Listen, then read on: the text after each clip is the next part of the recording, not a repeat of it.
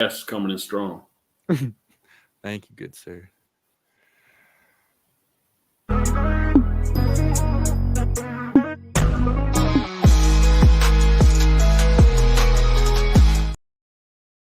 How we doing, ladies and gents? How are we feeling out there? This is the Bet Champ Show, and of course, a little Monday Night Football recap. We had Giants, we had Steelers, and the Steelers win 26-18.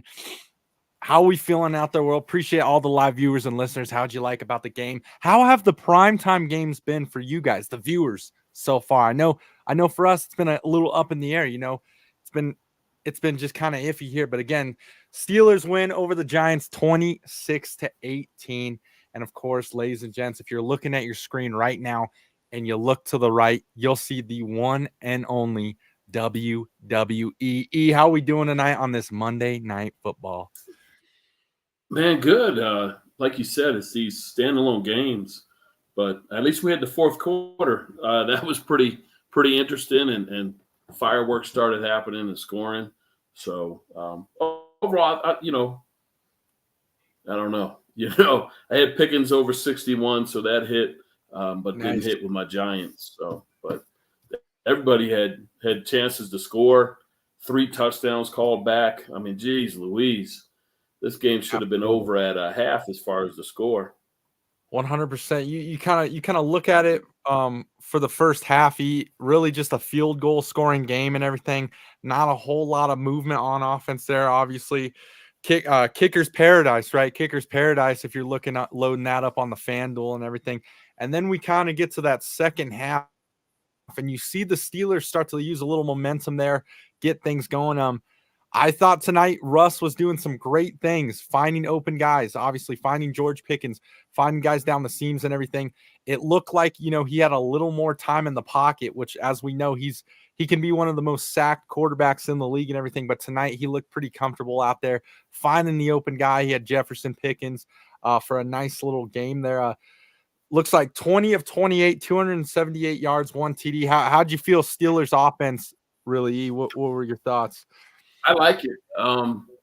Look, I know a lot of people, just because we didn't know, right? They were like, hey, Fields got them winning. They're winning with Fields. What are we doing? But once again, Tomlin's got the pulse of the team. He knows what's best. Look, Russ played last week. That was his first game of the year. He's a little bit rusty. Russ was rusty, but he looked a lot better. I just think the offense is flowing a lot better with him. Russ can make those downfield passes, and so that stretches out the D. Giants were leading the league, or they still were, but they lead the league in sacks. They did very well, the Steelers. They came in with a game plan to go run the ball, throw it when they have to, and Russ just has that fucking moonshot, right? Hit Pickens and the one TD that was out of bounds, and then the foot, Right. But still, yeah, I think Taking chances. I think they're just creeping into their own, and it's going to come down to them in Baltimore. Right now they're in first, but they're tied with Baltimore, so it's going to be a good ending because nobody thought Pittsburgh would be there. 100%. We talked on some things, but everybody thought this was going to be Baltimore's kind of walk away, and Cincy. So really, really impressed with Steelers. Yeah. You look at, and obviously, they play the Giants today. They're 2-6 now after this loss. Not a great team and everything, but when you look at these close games and you see these games Pittsburgh are in and everything, man, Mike Tomlin just knows he'll win good and he'll win ugly. And when it's tight like that, man, there's so much trust with Coach Tomlin and everything. You saw it here. I mean, really just taking chances and what I liked was he was allowing Russ to make reads and take some shots down the field, which is great. Just opening up the playbook for the whole team. Like he was saying, a lot of people thought, Fields was going to be the guy and everything. And as he did get him off to a good start early on, there was just no ball movement, no passing. And that's kind of what Russ can kind of bring to the table as well. The run game, pretty solid tonight. Najee Harris, 19 carries, 114 yards. So a little of everything over on that Pittsburgh side, which was nice. You go over to the Giants side of things, obviously, again, now 2-6. You're watching this game, and in reality, it's like they had every opportunity in the book to win this game. And they had every opportunity to win it early, win it in the middle of the game, and, of course, win it late in the game. And you just it was just so frustrating. It seemed like every time I was watching the Giants with the football, they were either punting or they just could not get anything going. And then, of course, as of late, Daniel Jones interception, Daniel Jones fumble, J.J. Watt coming off the edge and everything, forcing that. That was crazy. That's why J.J. Watt is J.J. Watt. But Daniel Jones tonight, 24 of 38, 264 yards, 1 interception. I'm honestly surprised he had 264 yards and everything, because like I said, every time I was watching it just seemed like it was either a 3 and out or they just could not get it going. What do we think? Obviously, we know Jets are kind of a very poor team right now, having some struggles quarterback wise and everything. Just thoughts here, E. Well, I think like with this game and the Giants going into half, Giants were happy. This is a giant ball game. Hey, if we're gonna kick it to kicks, we'll go kick for kick. Like I think going into the half and even the fourth quarter just opened up. The kick return for that touchdown, and then Jones with 2 big turnovers. I don't blame him for the strip sack, right? Or this fumble. That's just, it got punched out of his hand, slapped out his hand by Watt. That shit's gonna happen. Moore was on the running back, not doubling back to cover, but that interception was crucial, man. You can't throw that. You just can't. It wasn't. I don't know. It's and that's what Giants do. It's what Jets do. It's what losing teams do. They were in there and winning teams. Steelers, they came through and got what they had to do because Russ fumbled, and you're like, oh, here we go. Right. Yeah, they're gonna get this touchdown. Mm-hmm. And then they go ahead. I was going to say, just talking about the Russ fumble and everything, you look back on it. I believe the Giants after that were on the 20, maybe even the 15 or something, maybe the 25, somewhere around there. But just crucial, right there. Again, they had so many opportunities to win the game. They had the chance after the Russ fumble. And then even after that, after the fumble from Daniel Jones, the Giants were still able to get the ball back. Again, you only get so many chances in the NFL. You really do. Yep. Critical. They killed themselves. They had this game, or they were in this game. And then, it's like I said, Giants, it's what losing teams do. And they did that, and winning teams win. J.J. Watt with a big play. The guy's a beast. Yeah, I'm impressed with Pittsburgh. I think Pittsburgh's better with Russ. I think they're going to compete. They got a bye week, and then they're off to Washington. Giants move on to Washington next week, which is going to be good. 100%. Run game, Tyrone Tracy Jr., 20 carries, 145 yards. He was a huge spark there for the Giants and everything. He kind of went down, though, late in the fourth. I think he landed. He just got banged up pretty good there. And that's he was sparking it up, getting the guys going and everything. And then after he went out, that's kind of when it died and whatnot. I'll tell you what, though, the one of the big key factors for the Giants here, why they weren't in it late, you got to have your great players play. And I know Malik Neighbors, obviously rookie year and everything, but he was kind of nowhere to be found in that second half. That's your explosion guy. That's the guy who's supposed to bring a lot more energy to get a big chunk play going for you there, and just nowhere to be found. He had a big drop. Yeah, 100%. He had a big drop. 100%. And then just going back to what you were saying late with Daniel Jones and the interception. Obviously, clock was kind of winding down. We're under a minute and everything, but with that interception, there was still a lot of time on the clock. You get rid of it, get the next play going. It was 34 seconds. Again, like I said, I love on Monday Night Football. I like watching the Manning cast just because it's so crazy. They're literally telling you what these guys kind of should be doing, what they're thinking in this. If a guy's playing this way, you got to throw the flat, stuff like that. They kind of know it. They see it. Mm-hmm. And they were saying, man, right now, the Steelers defense on that last drive, they're tired. You got to get to the line and keep going, keep getting them tired so they can't do their substitutions and all that. And the Giants were almost taking their sweet time, kind of getting things going and everything, allowing substitutions from Pittsburgh to come in. It's like, yeah. You got them right there on the brink of it all, and just you only get so many chances. So Monday Night Football, 26-18, Steelers take this one. Like he said, the Steelers are really competing with the Ravens right now, 6-2 Steelers. If I was to tell you that right now, going through the season, that the Steelers were going to be 6-2, especially with the quarterback controversy coming into this, you would have thought we were crazy and everything. But again, it's just, you find a team that has a great culture, a great identity, and a great head coach, and that's exactly what the Steelers are. You get a hot start, obviously, with Fields, but then you throw in a guy like Russ who can still, he's shown he can still throw the rock down the field and everything, get some explosion plays going. And you really ask yourself, what was the Denver offense kind of holding Russ back a little? It looks like Russ is a little more comfortable with the Steelers. He's kind of making all his reads and deciding where he wants to go and whatnot. So, I mean, we're just going to keep seeing it. We're really going to keep seeing it. J.J. Watt is showing you why he's that AFC Defensive Player of the Year. I mean, he definitely should be. I mean, you cannot count that guy out. You got to know where he's on the field. And the other thing, the crazy part about that interception was they took J.J. Watt out on that last play there to get him a quick breather, right? A little substitution. When you got a guy like J.J. Watt going out for a substitution, you got to make something happen because you know damn well he's coming right back in after the next play. Yeah, that is. You called all of it. And Russ, I'll tell you what, I think for Russ, even the first year, I'm convinced Russ was hurt his first year in Denver. He couldn't throw the ball 20 yards. I think they just played. The second year was just, he's just not fit for Peyton. But I'm happy he landed there. And Russ is a good dude at the end of the day. You want to see him win. Man, go do your thing. Denver won out. They got the quarterback of the future. You know what I mean? It is what it is, but I'm happy to see Russ. There's no ill feelings. Like, I like Russ. You're not going to get any sound bites from him. We're going to play hard, take it one play at a time, all that crap, right? But yeah, he's a baller, man. He could just drop that. When I was watching, I was thinking that's what the Jets were hoping Aaron Rodgers still had. Being able to just drop those 30, 40-yard passes. Drop them, yeah. Just right on the money. Yeah. And Steelers got a quarterback now, so let's see what happens the rest of the year. They still have to play Baltimore twice.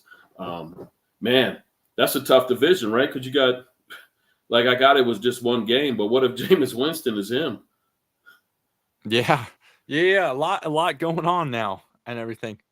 That was crazy too. Obviously, we'll get into more of that on tomorrow's show with everyone around and whatnot. Yes, definitely want to get into some of that. I definitely want East take on the Commanders Bears finish was crazy and everything. A lot of controversy there with one of the Bears players on defense. So guys, make sure you tune in tomorrow's show, 8 p.m. Mountain Standard Time. It will be the Bet Champ Show after hours. So we're more uncuffed and everything. You'll have the whole crew in here. Big E, Witt, Sach.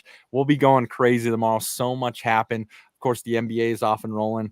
Of course, Witt's Dodgers are off and rolling. So much sports chat tomorrow, guys. Again, 8 p.m. Mountain Standard Time. That's the Bet Champ Show after hours. You can catch us here as always. As well as tomorrow, 6:30 a.m. Mountain Standard Time. Myself and Sach up early for you guys, giving those early betting lines for NBA player props. We were off and rolling today, and we will be back tomorrow. So if you guys would like NBA player props, tune in to tomorrow's show. It's an early one, 6:30 a.m. Mountain Standard Time. We're always going to get you guys 4 free plays for the day. Let us know what you like. Appreciate all the live viewers and listeners in here. I actually see there's a couple of you guys in here, so appreciate you guys. Myself and E, we're the Monday Night Football crew. We're the post-game crew, baby. So this will be the show for Monday nights. Of course, then you got the full crew with us Tuesday. Wednesday, you got Witt and Sach.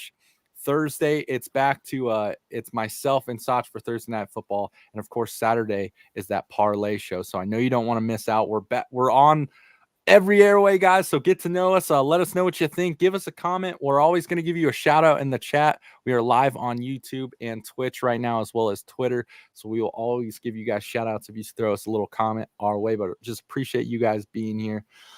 All in all, kind of going back with Monday Night Football and everything, how have we kind of felt with some of these primetime games? Obviously, you look going on to Thursday's game. It's the Texans and your Jets and everything. So, and here's what all kind of lead into it. Outside of really the Tampa Bay Atlanta game, I mean, that game was sweet. Everything after that has kind of been, It's like, come on, where's the fight? And the one thing I want to add this too, just before I pass it over to you. The Giants got to figure something out. There is no identity there, no culture. It really makes me mad when they're going like 3 and out or something and they pan the camera over to Daniel Jones. The dude just doesn't look like he's really has any emotion on him. He's just walking over to the dude. Where's your fight? You know what I mean? The Giants got away. Everyone got away with highway robbery, paying you as much as they did. Show a little fight here, man. Because I mean, you look like you're out of the league here pretty damn soon, even with a big check.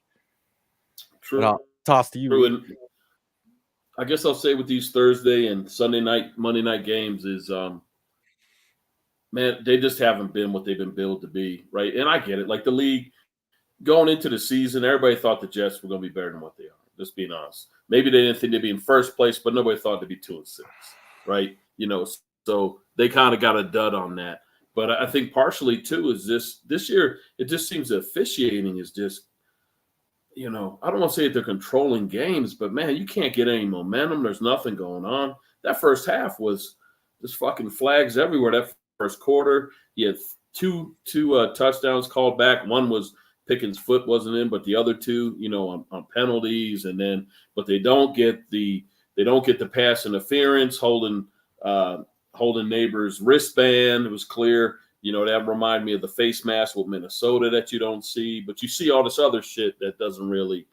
100%. It just slows the game down, you know, and that's got to change, I think, too. I get it; these fouls are there, but some of them, you know, the illegal man downfield, that happens every time you have an RPO and you pass because the linemen are thinking it's a running play. Like they don't know because you're deciding it after the snap what you're going to do. God, it just, you know, and that's where we're like 10 penalties into this game. I noticed that's a lot, and it's because they're the standalone games. And yeah, you're right. The competition just hasn't been there. But I think they try to match teams up.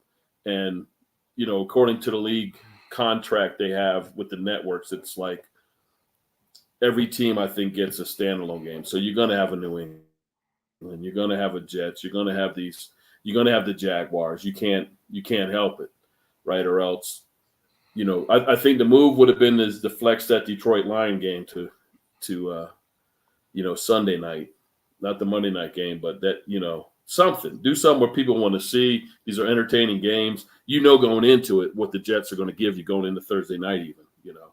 So, 100%. Yeah, I'd have to flex out.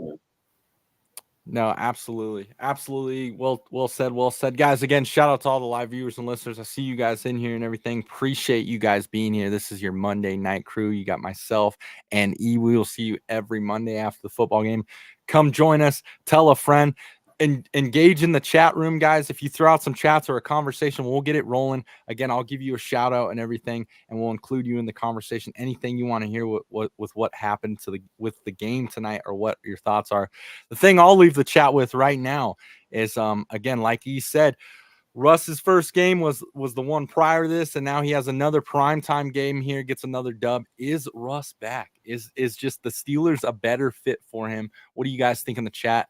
Leave us a comment. Hit us up on all the social media accounts. That's at the Bet Champ Show. You can find us on Twitter, Instagram, anything you can think of. That's where all our content's coming out, as well as, guys, the Bet Champ Show Discord, ran by my man Sach and my friend here E.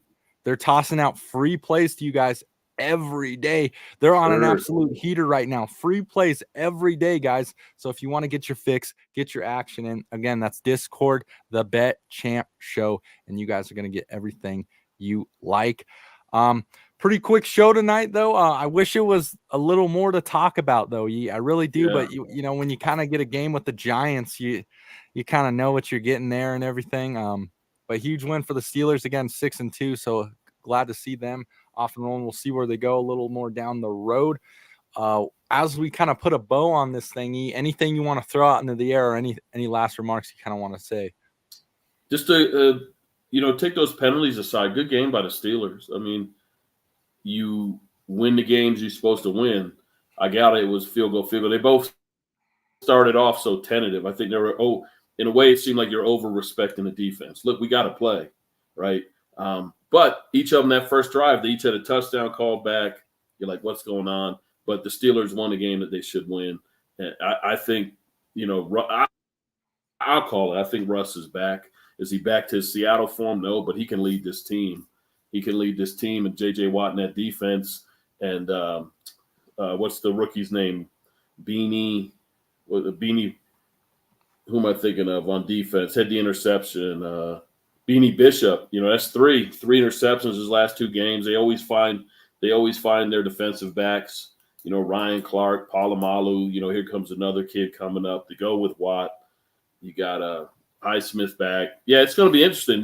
We're turning the corner into the home stretch, and I think they're right where they want to be. They're going into the bye week fairly healthy and brush up, and then they play Commanders in 2 weeks, or on the 10th. So, and the Giants and Jets, they're just, you go on the drawing board, man. You go back to New Jersey and that's when if you're the Giants, you're like, we gave this away. We were in this. I'm not 100%. Saying you would have won, but yeah, just a bad way to go out. 100%. Absolutely, ladies and gents. That's Monday. One team on the way down. 100%. Monday Night Football. You got E and Z here tonight, guys. You'll see us every Monday night. Pittsburgh takes it 26-18 over the Giants on Monday Night Football. That's it for tonight's show, guys. But again, we will see you tomorrow morning. Myself and Sach, NBA player props. You don't want to miss out. 4 free player props for you guys. 6:30 a.m. Mountain Standard Time at the Bet Champ Show. And tomorrow night, guys, is the big show, the Bet Champ Show after hours.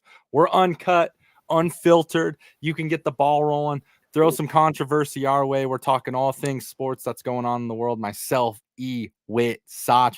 Of course, we're going to talk about that Commander Bears finish. Of course, we're going to talk about everything controversy that went on in the sports world this past weekend.